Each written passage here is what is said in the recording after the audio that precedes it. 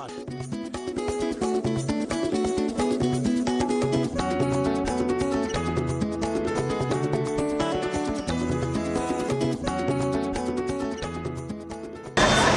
maman. Vous allez voter? Mais il faut lui donner avoir le t-shirt. On va aller voter comme ça là, sans t-shirt. Mais le meeting c'est derrière, le candidat est là derrière. On a dit qu'on n'a pas sans t-shirt. Ah bon? Il ne vous a pas donné le t-shirt le candidat? Ah bon? Donc vous allez voter s'il y a seulement le t-shirt? Oui. Ou bien si vous faites la recette ici? Mais il faut faire d'abord la recette. Tu fous la caméra. Hein. Je vais dire ça au candidat là. Tu as amené ça? Hein?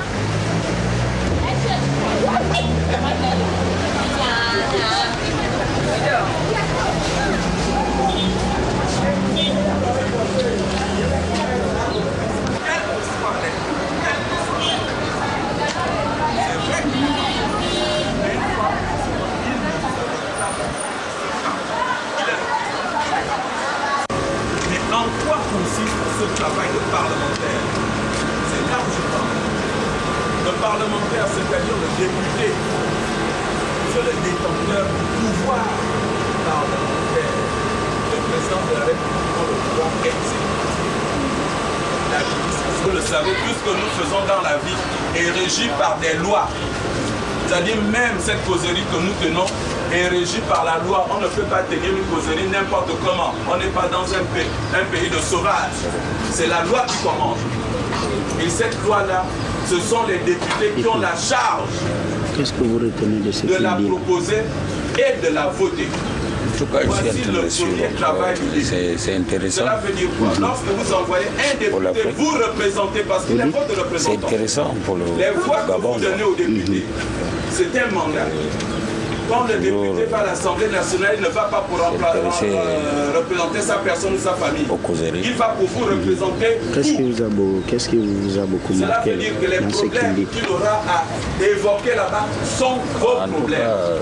Je suis en train de Et en suivre, raisonnant, puisque cela signifie que d'abord si un le moment, là je député lui serai ne qu'il est en porte train de pas vos parler, problèmes à l'Assemblée, c'est vraiment c'est qu'il ne beaucoup vous intéressant. représente pas. Il parle de quel problème? Or, vous l'avez élu pour vous Le représenter. problème du Gabon, Vous irez voter? Parlez en votre nom.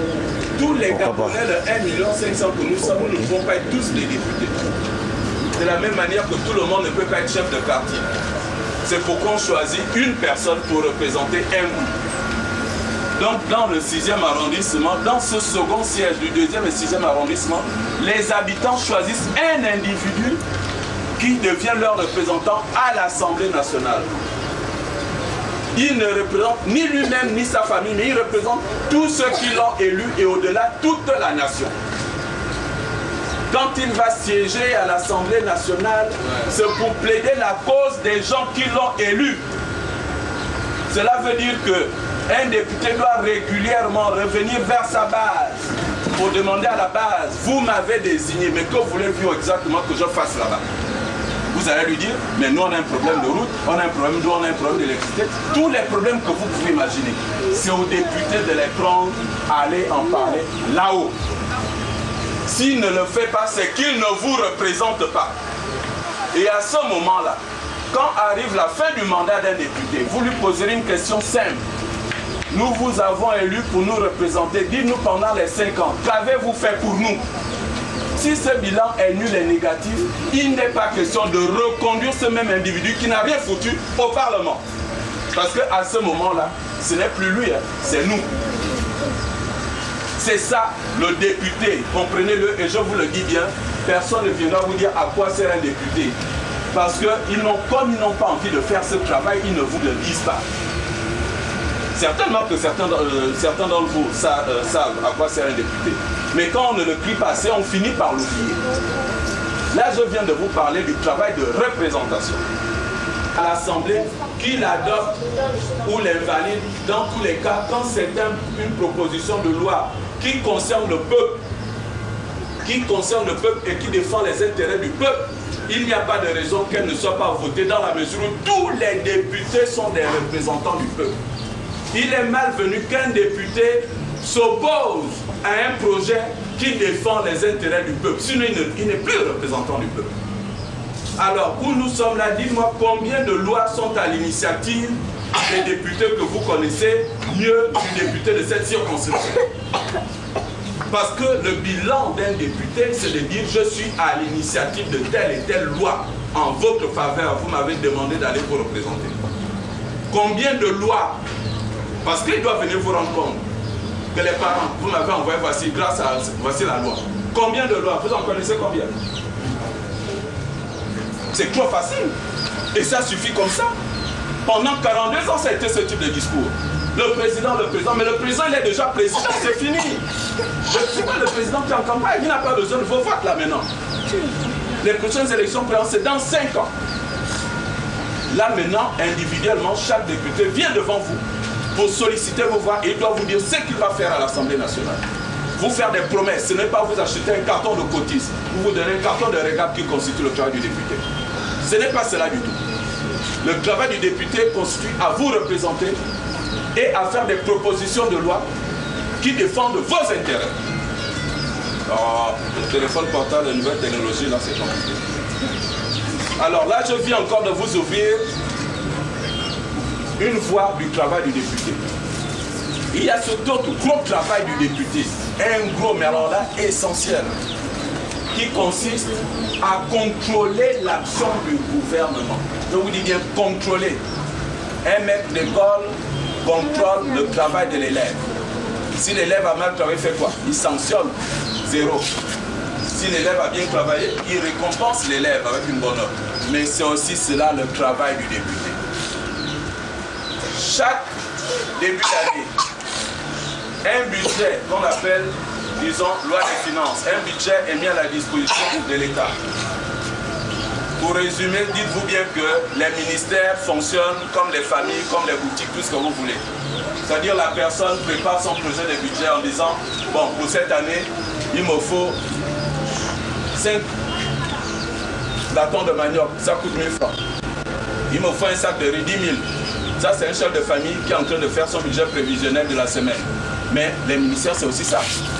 Quand l'Assemblée nationale se réunit pour voter et dire on vous accorde ce budget, cela veut dire quoi?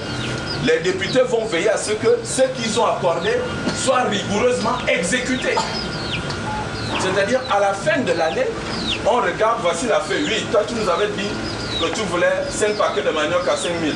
Mais on voit que les 5 000 qu'on t'a donné, tu as bouffé. Mais les 5 paquets de manioc sont où? Là, je ne parle pas des bâtons, mais ça peut devenir un hôpital, ça peut devenir une école, ça peut devenir une route. Hein. C'est-à-dire, dans le budget, vous allez voir construction de la route Montalier. Parce que là-bas, c'est compliqué. On dégage 1 milliard pour la construction de la route. En fin d'année d'exercice, le ministre des TP arrive, le milliard a disparu, mais on ne voit pas la route. Mais le député va dire, excusez-moi monsieur le ministre, montrez-nous la route, sinon dites-nous où est passé l'argent. Oh non, c'est parti dans les frais de fonctionnement, vous savez, on est recul. Ah non, non, non. Cet argent, on ne l'a pas voté pour les frais de fonctionnement, on l'a voté pour la route. C'est clair. Rectificatif. C'est-à-dire, en cours d'exercice, il peut y avoir des changements. Mais là, venez nous voir.